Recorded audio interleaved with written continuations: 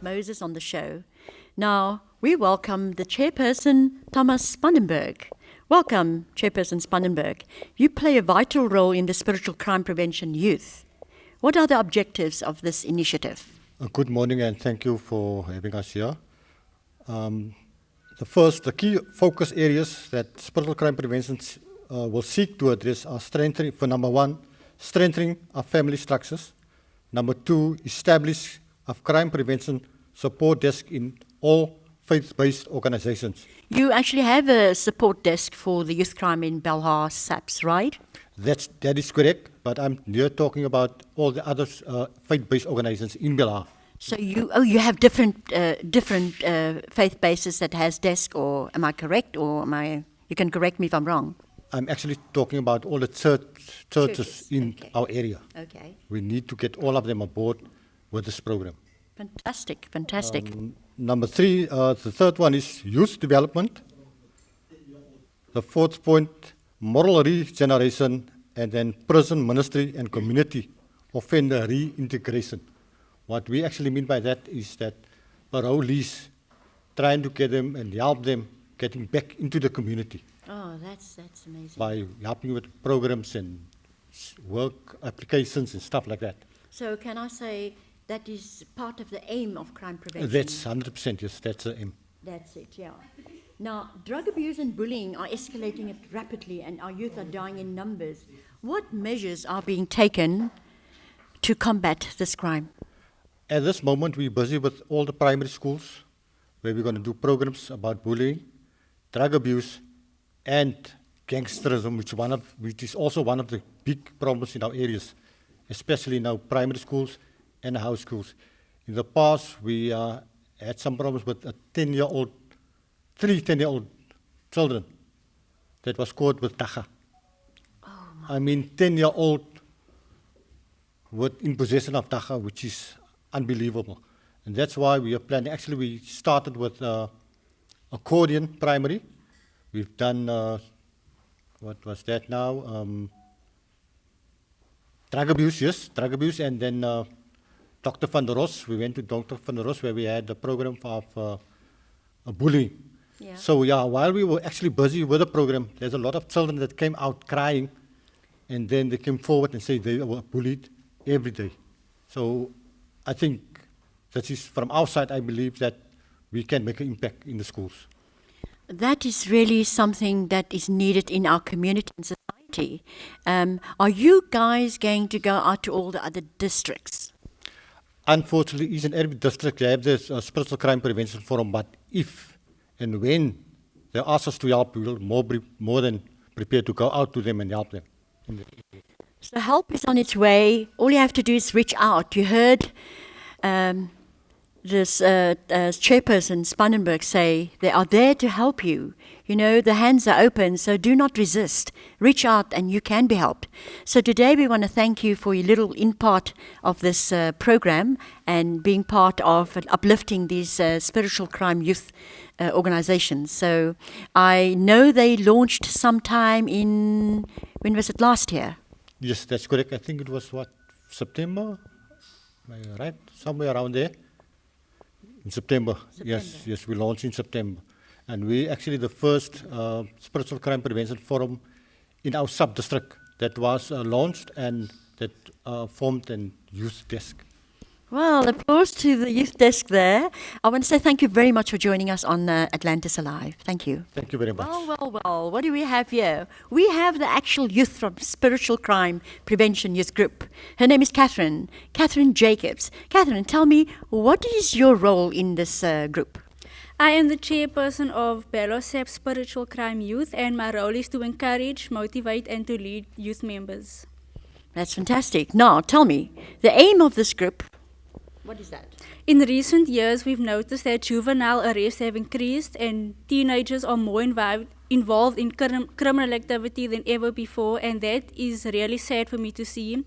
And the spiritual crime has introduced spirituality as a means to prevent crime, because people who are spiritually grounded are more peaceful, they have inner peace, and they are less likely to commit violent crimes, which is what I want for youth.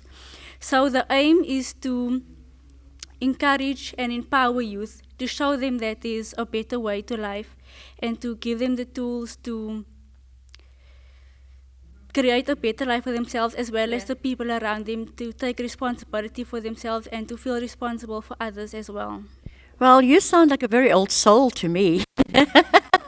What I was going to say, like today, in today's life, we have, most of the time, the schools don't even do your religious things that we did as a youngster. I'm 62 years old. We did that when I was in primary school, and it worked well. So I really, really applaud you guys for bringing this back to the schools and to different organizations. Miss Catherine, what is the aim of this group again? To encourage spirituality as a means to prevent crime. Fantastic. Now, you are still very young. Are you still studying, or I am still studying and in my final year. what are you studying?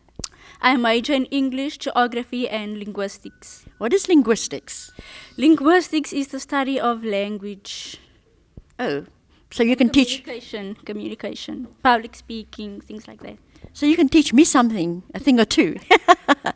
What made you decide to do this kind of work in the line of preventing crime? If you speak to anyone from the ages 14 and up, most of them can tell you that they know of someone who has been killed as a result of crime, and they know someone who is on drugs, who has various issues from the age of 14, and they are so young, they are dying, and teenagers are now involved in crime and serious crime, which is very, very sad to see. And that made me want to be involved with spiritual crime, because I feel very honored to help make a change and to inspire youth to get them out of crime. Well, you touched on the topic of the youth and the young ones. Recently, there was an issue about this little girl in Hanover Park, the 9-year-old, that's been really abused by an elderly man who has been in for doing the same thing, and he's been released. And this little girl is traumatized. How do you think it's going to be an idea or a program that can help children like that? How can we combat that? I think firstly we should spread awareness to young children and teenagers, learning how to be safe, and also how to support youngsters who have been traumatized in that way, and to spread awareness to create safety so that this no longer has to happen to anyone. I really thank you for the info, and thank you very much for being the chair of this spiritual crime group. Phew, tongue-tied today. Nonetheless, thank you very much, Catherine. Thank you so much for having me. Another youth on the program, and her name is Natalie. Natalie, I believe you are still at school, a student at school, right? Why did you join the Spiritual Crime Prevention Youth, and what is your role? Yes, I am still a student at Perseverance High. The reason I joined the Spiritual Crime Youth is because I believe that I can make a positive impact on our community. As the vice chairperson, it is my role to support the chairperson by helping planning and organizing activities to spread crime prevention. Do you think it is important that families should be informed and receive knowledge about this spiritual youth crime? Absolutely. I think it's very important that families should receive the knowledge about spiritual crime. When families are aware of the potential dangers and how to protect themselves, they can learn how to stay safe. That sounds great. What changes would you like to see in the school and the communities regarding crime? I would like to see the school and the community employ more programs and knowledge about how the young children can face crime prevention and how they can navigate through dangerous situations. So as a youth, what advice would you give young girls and boys about crime out there? As a youth, the best advice I can give is to stay true to yourself and don't be afraid to speak up for what you believe in. It's also important for us to build each other up instead of breaking each other down. Finally, something my family always says, stay a child as long as you can, We are all in this together, and I believe that we can make Belhar a better place. Wow. I applaud you for that. Thank you so much for being on the program. It's a pleasure. Thank you so About much the for spiritual having crime me. prevention group, youth group, they not only do the drug abuse awareness, but they also go out and feed. They also spoil the elderly people. They wash their feet. They also make sure that they have community-based programs in place. With me, I have a lady called Diane Anester. Diane, tell me, what is your role with the spiritual crime prevention youth group, and what is it that they do? Good afternoon. Thank you for having me. My name is Diana Neister. I am the Vice Chairperson of Spiritual Crime Prevention here in Belhar. My role is to assist our chairperson in running smoothly the events and programs that we are running here in Belhar. And in the absence of our chairperson, I communicate with the rest of the team and oversee that things go smoothly and to straighten out any glitches when they do appear. That is my role here as vice chairperson in Belhar. They had a launch, right, at UWC. That was in 2024. So this spiritual crime, see, I also stutter, the spiritual crime group, they are... Atlantis alive. On the program today, we have a very special person. I'm going to give her the opportunity to introduce herself. Hi, good day. My name is Bushman Princess Sorius.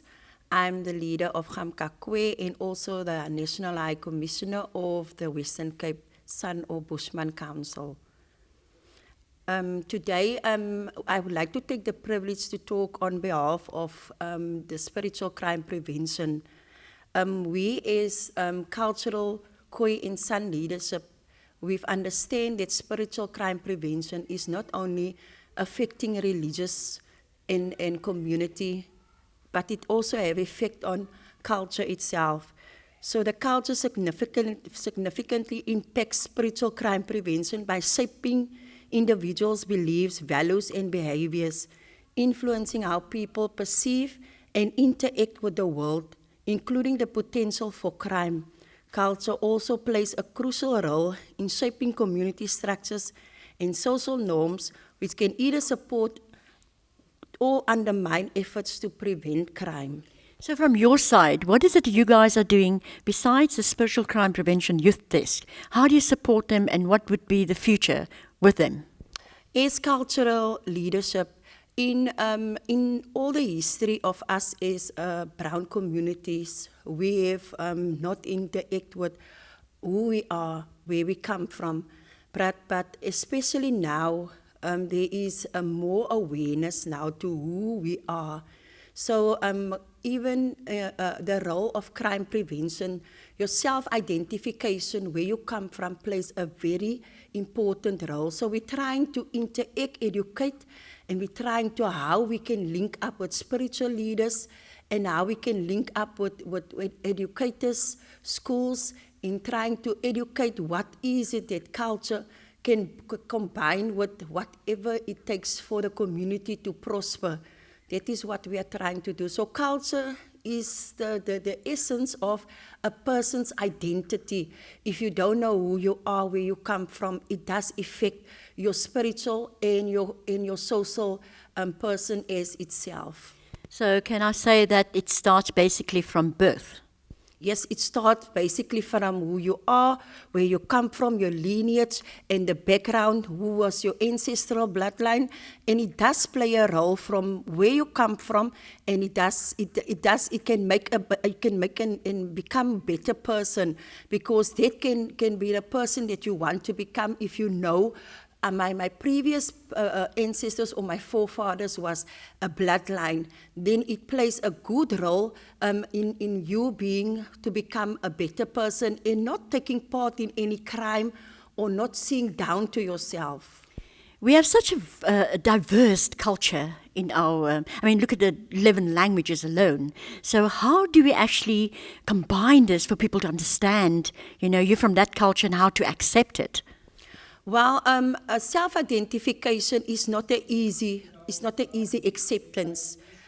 From where we start is where we've been and where we want to go.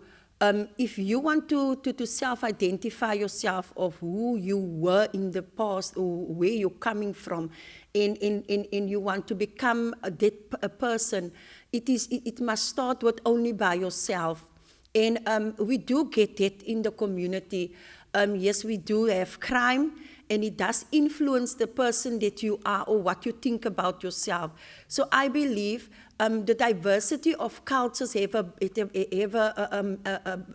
very important role to play in our community by itself. Because if we identify ourselves as the culture and the person that you are, where you come from, what you are born from, then that can influence also the person by yourself, the role you play in the society itself.